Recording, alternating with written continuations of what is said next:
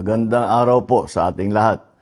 I am pleased to inform everyone that for the first time in over a decade, a significant natural gas discovery has been made.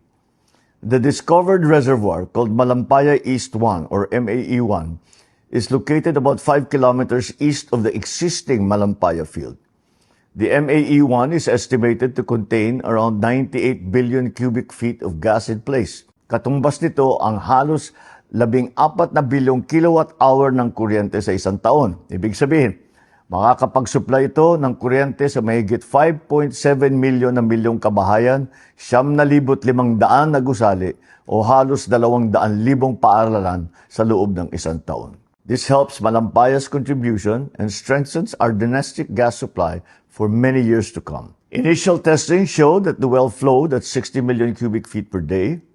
This indicates that the well has the potential to produce even more, confirming it is a high productivity resource comparable to the original Malampaya wells. Aside from the natural gas, the discovery also includes condensate, which is a high-value liquid fuel. This additional resource can help support the government's efforts for the stabilization of our power supply. Ipinagmamalaki rin natin na Pilipino ang nanguna sa drilling na ito.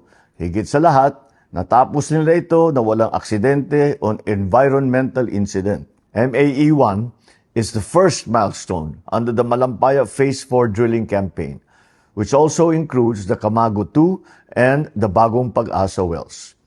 The next steps are the completion and testing of the Camago 3, followed by the drilling of the Pag-asa exploration well to pursue more potential gas resources.